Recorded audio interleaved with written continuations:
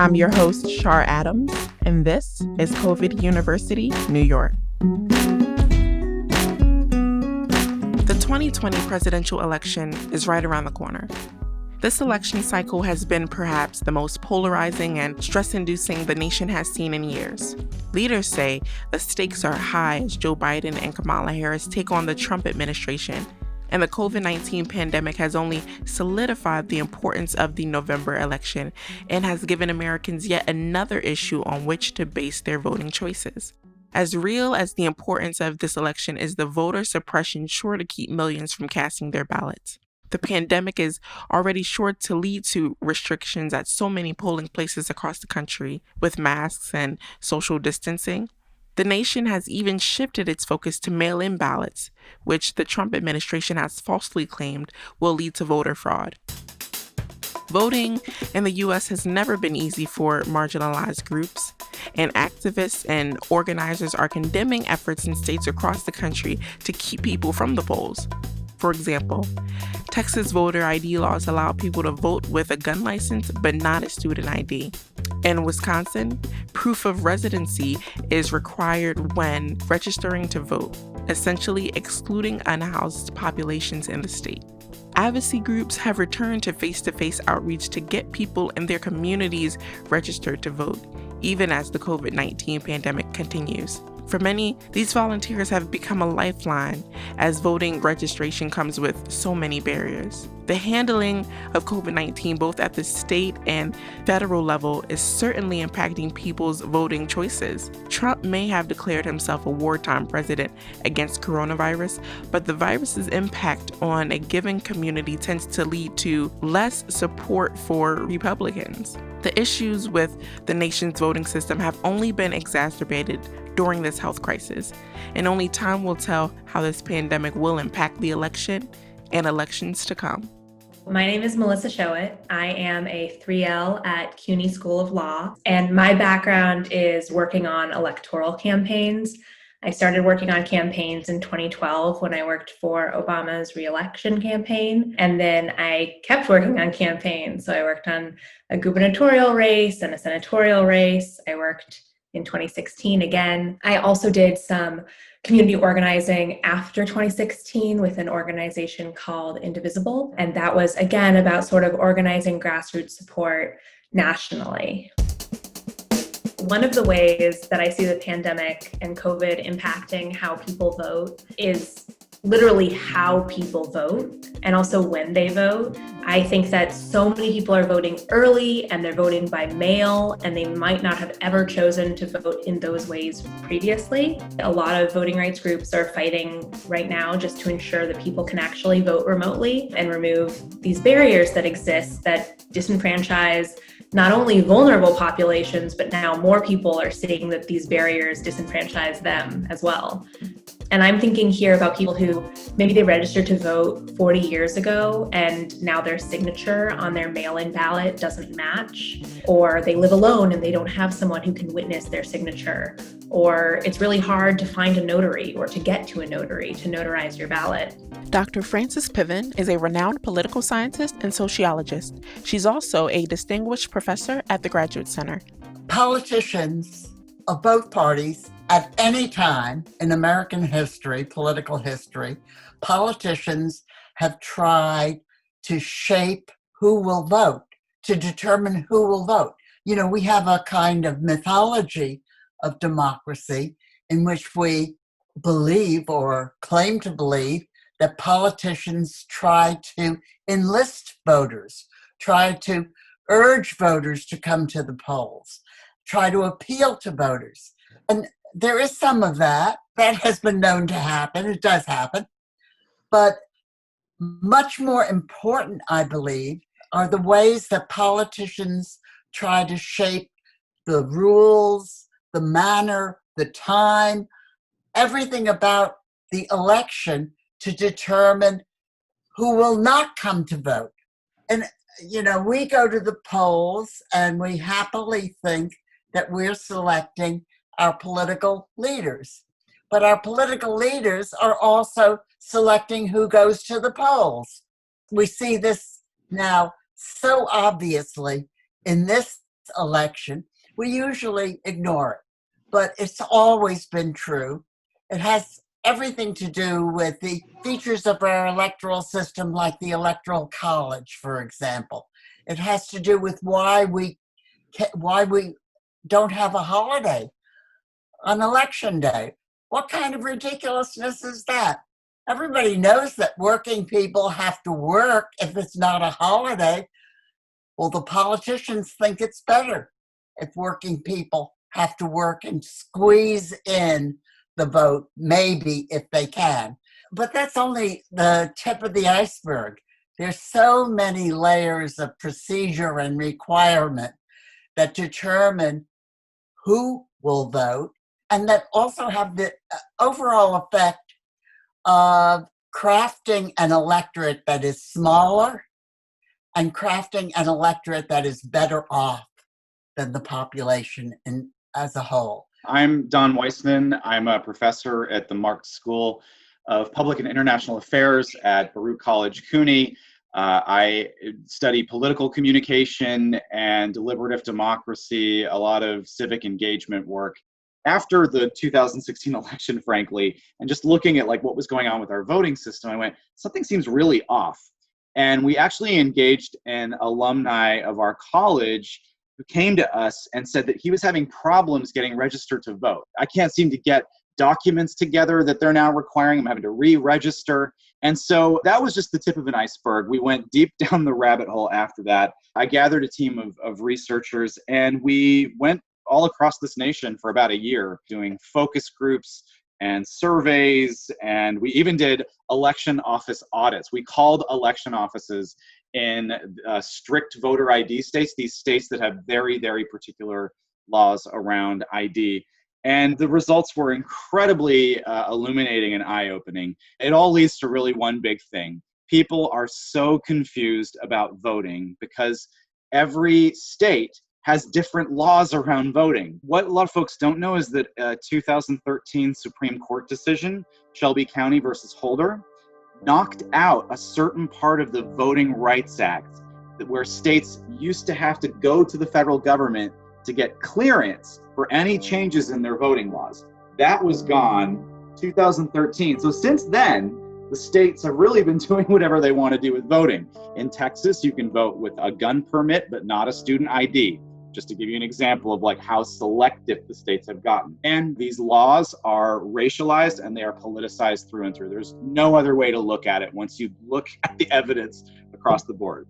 The longer things that are at work, the long-term conditions that are at work, have a lot to do with the specifics of each election. In other words, each election builds up the conditions which determine how people feel about politics, whether they think politicians are listening to them, whether they think that the issues that emerge in the heat of the campaign are issues that bear on their lives, and whether they believe any of the promises that politicians make to them during the campaign.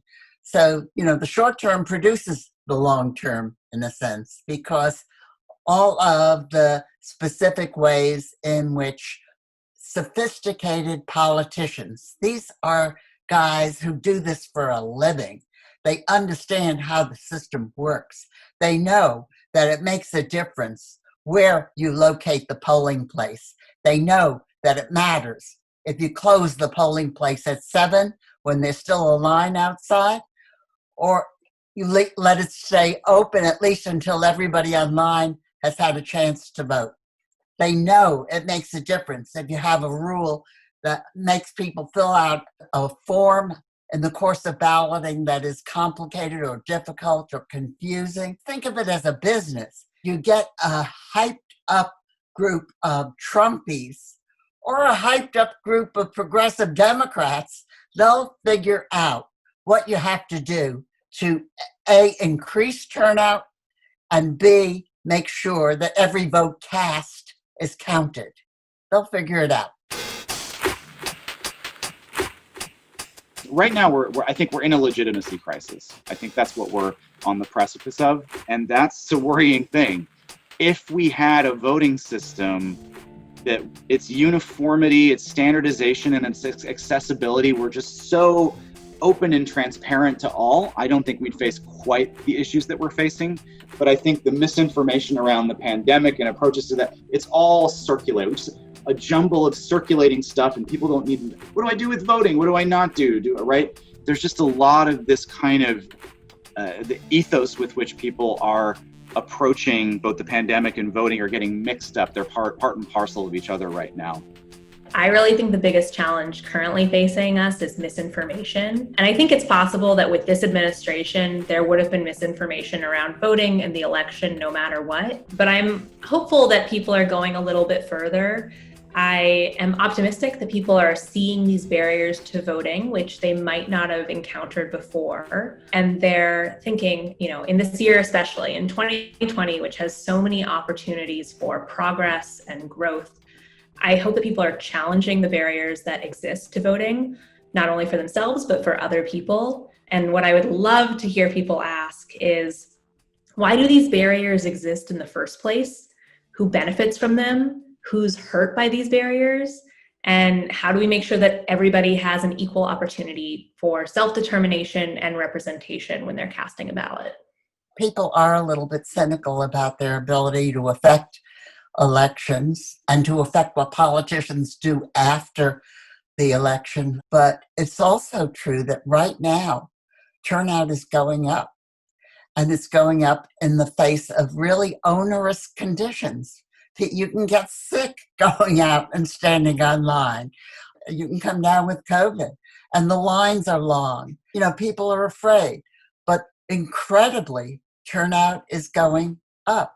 So I think we can all understand how people would become discouraged and cynical about our limited and crippled democracy. But it's also true that there are aspects of the democratic idea that are extremely important to people, that really inspire a lot of passion, a lot of energy, a lot of courage. It's one of the most compelling ideas, I think, in Western history. We don't all believe in it. We may believe in it a little bit. I believe in it partly, but it is so gripping to people, and they make such sacrifices for the chance to have a say in how they are governed. And for good reason. Government does a lot of important things that bear on their lives, and government is going to become ever more important as global warming proceeds. So we have to pay attention to democracy. We'll be right back after these messages. If you're a fan of this show, you might also want to check out our sister series, The Big Shut-In. Long-form conversations with all kinds of people, real people all around the country, to find out the variety of what they're dealing with and how they're coping during the coronavirus crisis. It's unscripted and intimate and really gives you a view into people's lives as they navigate a truly difficult time. You can find The Big Shut-In at racecarradio.com and wherever you get podcasts.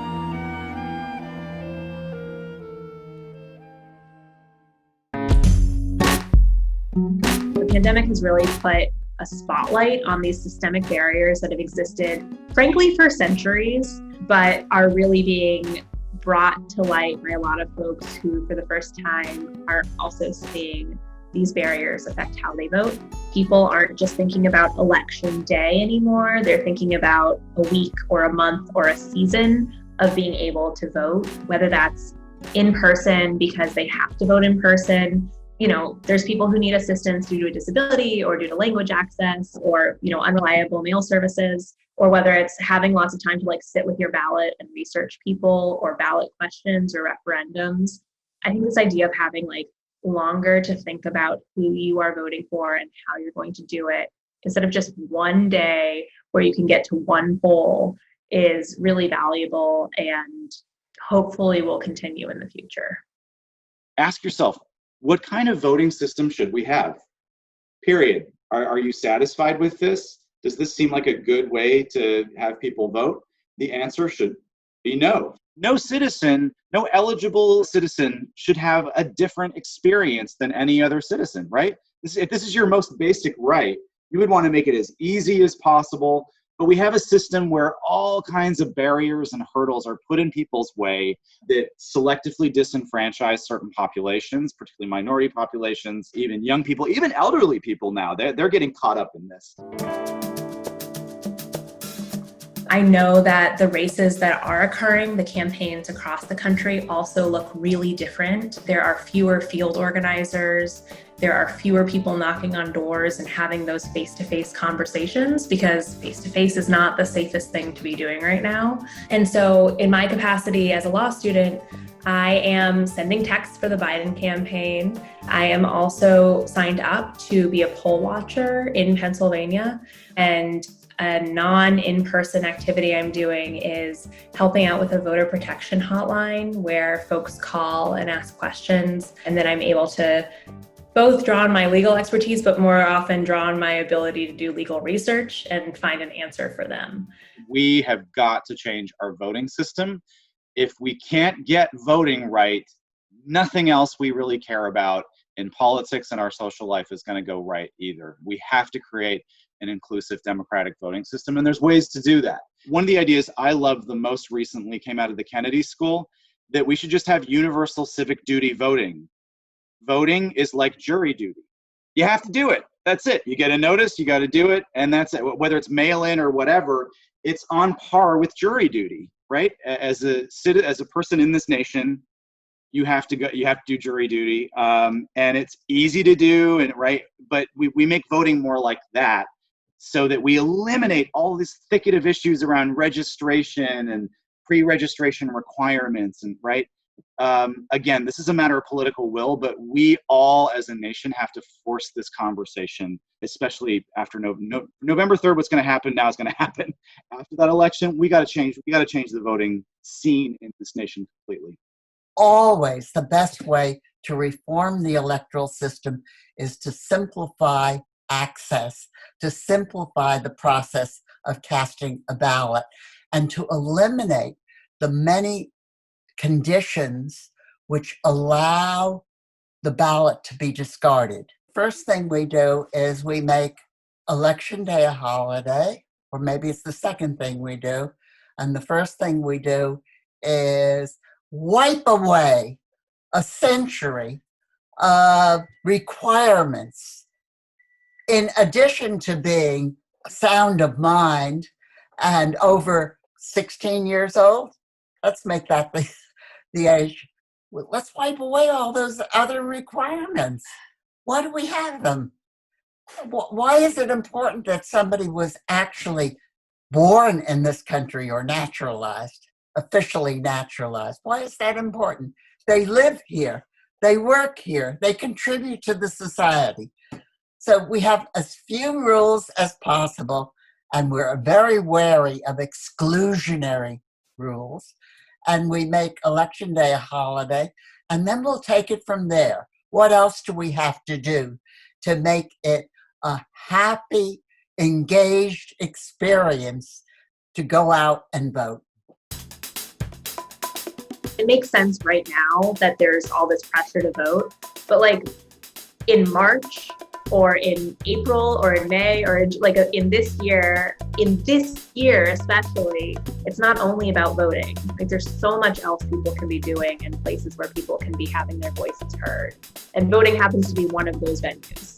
The biggest way in which I hope is that there will be opportunities for more proactive work rather than just defensive work. You know, that organizations are able to litigate or develop policy that expands rights instead of just protecting people from losing rights that they should already have. We have a substantial electorate that is attuned to the issues that are being raised by people in the street, that cares about inequality, that cares about abolition, that cares about other kinds of racial discrimination, or that cares about the difference between the occupational trajectories of men and women, cares about how women are treated in the workplace. If we have a substantial voting public that cares about those issues, then when protest movements arise that champion these issues, there's a kind of resonance with electoral politics. Politicians have to pay attention to, not only because of the movement, but because there are so many people in their electoral base who are attuned to these issues. So I think that electoral politics and movement politics much of the time work together and can complement each other, especially now, because we're in such a crisis period in American politics. We have to recapture control of the political system, or else terrible things are going to happen, having to do with climate, having to do with democracy. We're at an important juncture. My name is Shar Adams, and this is COVID University, New York. It was produced by David Hoffman, post-production by Garrett Tiedemann, executive producer Peter Christian Eigner. This is a co-production of the Gotham Center for New York City History and Race Car Radio. Initial funding for this series was generously provided by the Seed Time Fund and Lauren Kramer. If you have feedback for us, you can reach us through our Facebook page or email us at coviduniversity@racecarradio.com. If you like the show, please subscribe now and never miss an episode. Just go to racecarradio.com or find us on any of your favorite podcast apps.